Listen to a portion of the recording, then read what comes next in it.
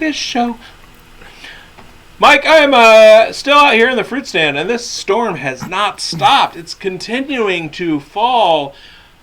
Wide receivers. Producer!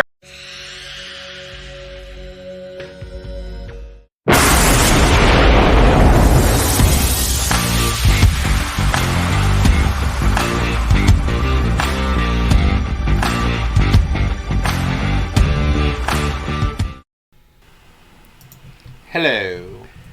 Hello. I am bigz. He is Grindberg. And you're watching the Fantasy Forecast with Grindberg and bigz. He is Grindberg. I am bigz. Today, we are revealing, big reveal, our top three wide receiver fallers as a result of the 2024 NFL player draft. And I'm sure you'll want to stick around and see who we're talking about. How you doing, Mike? I'm doing good, man. You know what? It's been a week and a bit removed from the draft, and I'm starting to put that's Canadian for a while. A while, yeah. You know, I'm starting to put the pieces into place here, kind of getting my rankings in order, seeing where the chips have fallen, and I'm really excited to hear what you have to say about these wide receiver fallers you got on your plate here.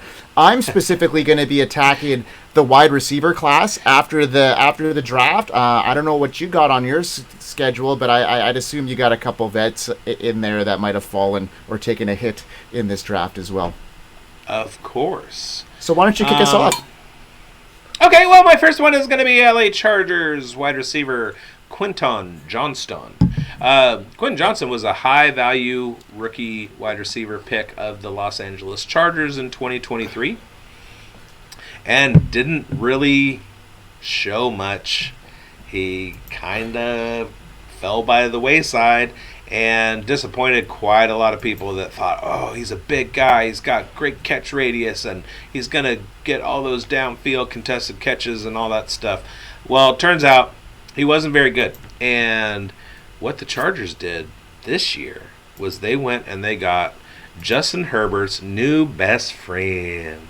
I'm talking about Ladd McConkey. So Ladd McConkey is going to arrive in Los Angeles, and if things go the way that I am imagining they will go, he is going to be open every time Justin Herbert looks down the field, while Quentin Johnston's doing whatever Quentin Johnston does. So for everybody that was hoping, oh, well, maybe we'll see Quentin Johnston finally get a shot now that Keenan Allen's gone and now that Mike Williams is on the Jets and etc. No. Quentin Johnston might be a little bit better than last year, but he's not going to be the wide receiver one that everybody expected. Agreed. My other one, my second, is also a victim of draft hood, and that is New York Giants wide receiver Wan'Dale Robinson. Now, Wan'Dale Robinson is never supposed to have been really more than just kind of like a slot gadget guy, your wide receiver 3 on your NFL team, limited fantasy relevance, etc. Maybe in a best ball league you roster him because he could break a couple in a game and have a 30-point, but as a reliable person to spend draft capital on in your redrafts, he's never really been somebody that you should have counted on. And the addition of Malik Neighbors to the New York Giants passing offense just completely stuck a fork in Wan'Dale Robinson's WR1 status that he carried from last year into this year. And it's going to be the Malik Neighbors show. Just like Ladd McConkey, there's one person who's better at all of that stuff that I like to talk about in this rookie class than Ladd McConkey is, and that's Malik Neighbors. Getting the ball in his hands is going to be priority number one for Daniel Jones. He's going to be able to get open. He's going to yak after every time he catches the ball. It's going to be the Malik Neighbors show, and Wan'Dale Robinson is not going to rise at all. In fact, he's in Dynasty, he's becoming a trade addition for me when I'm trying to get a draft pick or somebody to supplement my roster. I'm throwing Wan'Dale Robinson into every trade offer. But we're here to talk about redraft. I'm not drafting him. Wan'Dale Robinson's going to be unrosterable unless something really happens in that New York Giants wide receiver core. Yeah. I would like to share my number one faller, but let's hear a couple of yours first. Yeah, let's leave them like that hanging segue? a little bit. Yeah, I love it. I think we should leave them hanging just a little Segway bit King! here, Biggs. You are the man, because I really do like your call there. Lad McConkey, Malik Neighbors, those guys are just going to take over both those offenses, and I think they're going to be mainstays for years to come. And I got a lot of shares of Lad McConkey, and I didn't have a bad enough fantasy roster to even be able to harbor any Malik Neighbors shares, because you gotta lose to get those spots. So when we're building championships, Whoa! right? You know what I'm saying, go. homie? Okay, so I'm going to talk about some rookie fallers, and I appreciate the veterans that you included there, because it gives our viewers a wide range, a good scope of different players that they should be keeping their eye out for. So my first faller out of the wide receivers was Adonai Mitchell, and we all know that Adonai Mitchell had a shaky profile heading into this draft, and I wasn't very high on him to begin with because of the way he definitely likes to take plays off. His drive wasn't always there, and he isn't a guy that always is around when the team needs him all the time. They're very specific in the way they used Texas Adonai Mitchell last year. It was very situational. Yes, he did get a lot of touchdowns in the playoffs, in the red zone, and I think that could be an option for the Indianapolis Colts, but they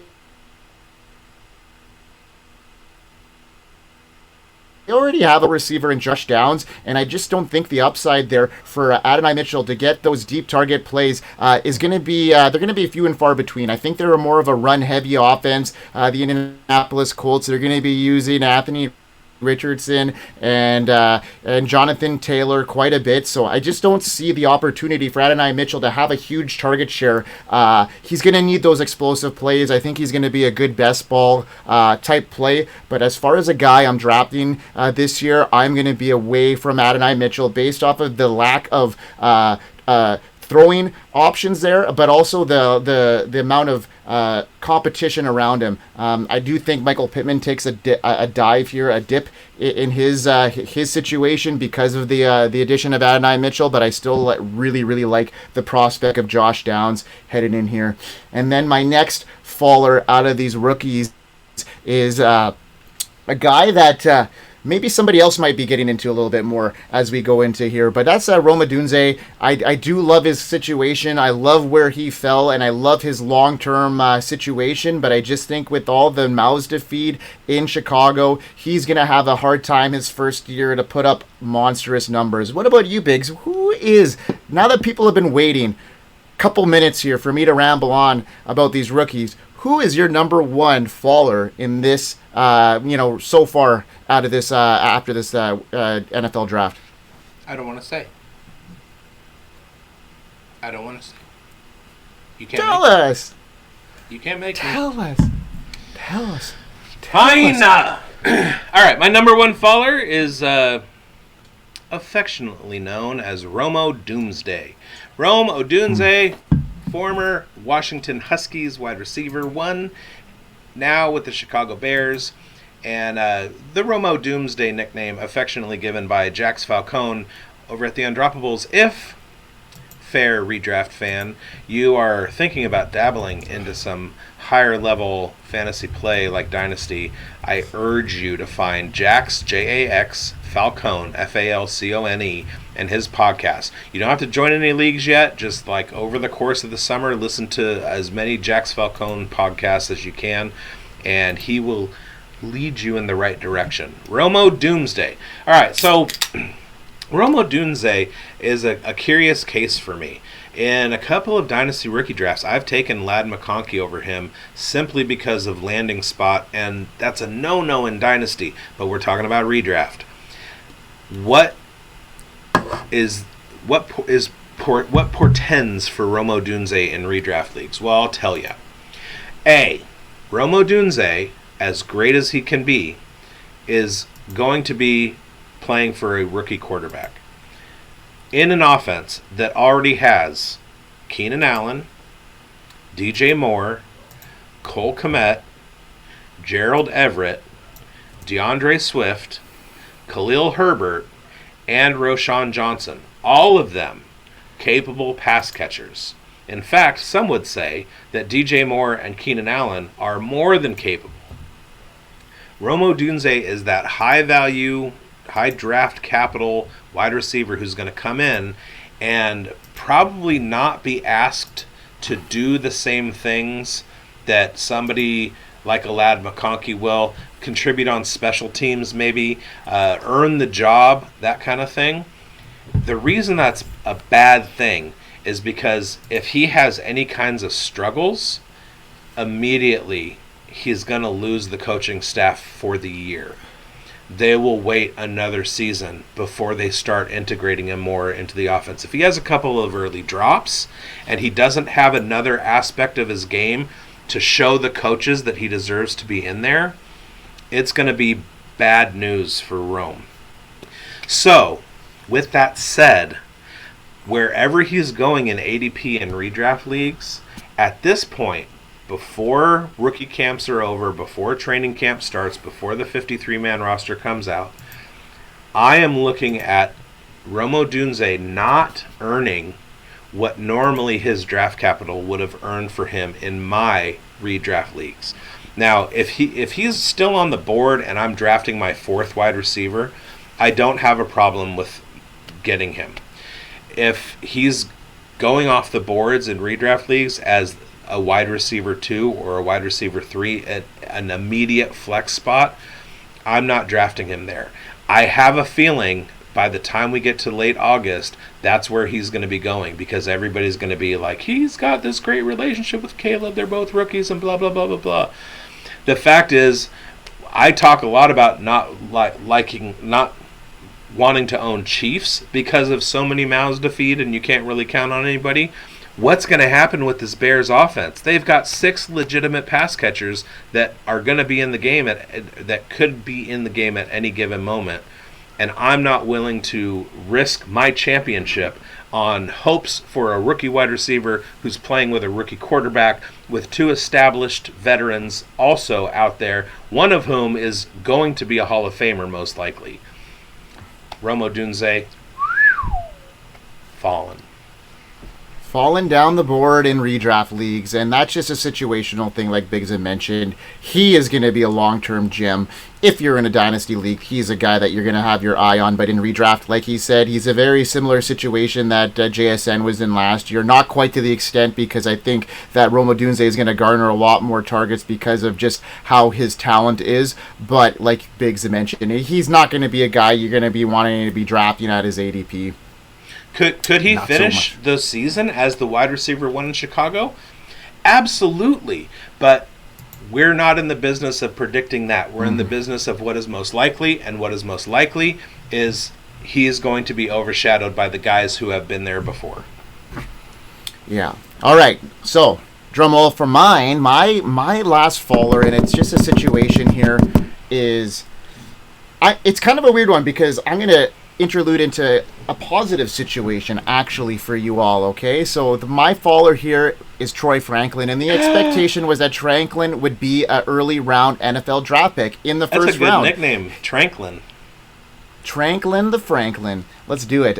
So Troy Franklin's lackluster combine started when he ran the 40-yard dash at 4.41, which isn't very slow, but it was 10th amongst all the wide receivers to run it. He didn't, show well at the combine. He was one of 9 wide receivers to run the 3-cone drills, and he choked on it. He finished 7th out of 9. He then measured at 6'2", which was an inch shorter and 11 pounds lighter than his listed weight. So, needless to say, many people were down on Troy Franklin heading into the draft. His size was what scared NFL teams off, and I think him going in the draft was what was expected. He sometimes struggles to maintain positioning, against physical defensive backs and can be bullied around a bit, and that might not bode well for him in the NFL. He also needs to be better after the catch and at the catch point, but bulking up will help that. The big question with Franklin is how he'll hold up at the NFL level with this thin frame, and I think he can gain some of that weight. So yes, he did take a huge hit, and his fantasy outlook with his draft capital definitely fell. He was a faller, ladies and gentlemen, but there is one good thing I have to say to you, and I'm going to tell you a little secret, so come get a little bit closer here. A little bit more. Okay. I'm here to tell you one thing, and that I'm still very high on Troy Franklin, even after the combine and even after losing draft capital and getting drafted by the Broncos. And here's why. In 2023, he had a monster season for the Ducks, playing 13 games. He caught 81 passes for almost 1,400 yards, 14 touchdowns. He set a single-season school record in receiving touchdowns. He has a great career yards per route run, sitting at 2.54, and he's very good against both man and zone coverages. His first down per route run ranks him 4th in the class, which is critical in my opinion, meaning that the quarterbacks like him. He has got a good combination of size and speed, so I just think his draft capital sunk him a bit, but he's in a very good situation. So people think he fell, including myself. But that leads us in a very good situation because he's got an opportunity to take on the number 1 role in Denver with his old quarterback from Oregon. Bo Nix is there. They're going to make a good combination. As a bonus, that is a great bonus. Bo Nix, who the Broncos selected with the 12th overall pick. The chemistry between Nix and Franklin shouldn't be an issue. There's a ton of potential here for Franklin in Denver, and I have Troy Franklin on a lot of my teams, especially at his current ADP at wide receiver 73. He should outproduce this and be a top 50 wide receiver in 2024, so that's pretty flex-worthy. So take this as you will. He fell down the boards. He's a faller, but he's in the right position for you to capitalize. Troy Franklin, folks. Well, I just want to thank all of you guys for watching and listening, and give a shout out to our people out there in India and Portugal and Vietnam. We got some big news coming, and so stay tuned for that. Like the show, hit the bell so that you'll get notified, especially when we're bringing you big news. And follow us on Twitter at BigBonedFFB and at FFCanuck99. And for all of us here at the Fantasy Football Advice Network, we hope you win. We hope you win, folks.